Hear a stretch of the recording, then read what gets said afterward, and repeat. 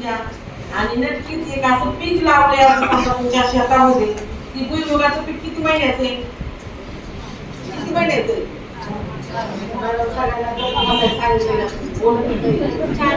किती महिन्याचा तुमचा भुईमुग? आमच्या इकडे 4 का 5 महिन्याचा. 4 महिने. ऊस किती महिन्याचा आहे? 11 महिन्याचा. आणि आंब्याची झाडं जर लावली तर 1 वर्ष. ते किती दिवसांनी फळ येतं त्याला? 5 वर्ष लागतात.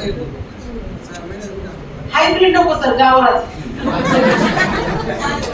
5 वर्ष. विचार करा बघा, मी ज्या गोष्टी सांगते त्याच्या संदर्भात तुम्ही तुमचा बिझनेस कसा करता त्याला अनालायसिस करा. 4 महिन्याचा भुईमुग लावून तुम्हाला लगेच पैसा मिळतो म्हणजे ती आहे नोकरी किंवा तुमचा साधा व्यवसाय.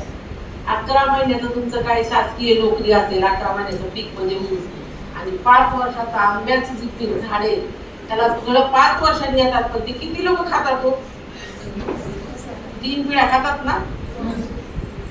आजी आजोबा म्हणजे वडील, मुलगा, आजी आजोबा म्हणजे 3 पिढ्या जर त्या आंब्याच्या फळाला खात असतील, साहजिकच त्या आंब्याच्या झाडाला जपायचं काम तुम्हाला करायचंय.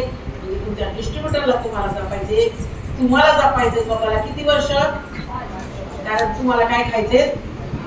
नातवाला चालायचे. 3 पिढ्यांना आंबा जर द्यायचा आहे तर नक्कीच आंब्याचं झाड, एक गाई किंवा तुमचे काही स्वप्न स्वर्गात जाण्याचा मार्ग तुम्हाला आजच्या व्यक्तीने दिला. नक्कीच येणारा दसरा, येणारी दिवाळी तुमच्या लाईफ मध्ये, आमच्या लाईफ मध्ये जो बदल झाला तो तुमच्या लाईफ मध्ये हो.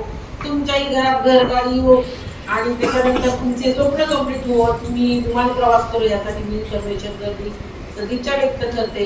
डाऊट न घेता डिटेल्स घ्या. चुकूनही कोणाला जरी इथे नवीन लोकांना एखादा शब्द जर अडचण असेल तर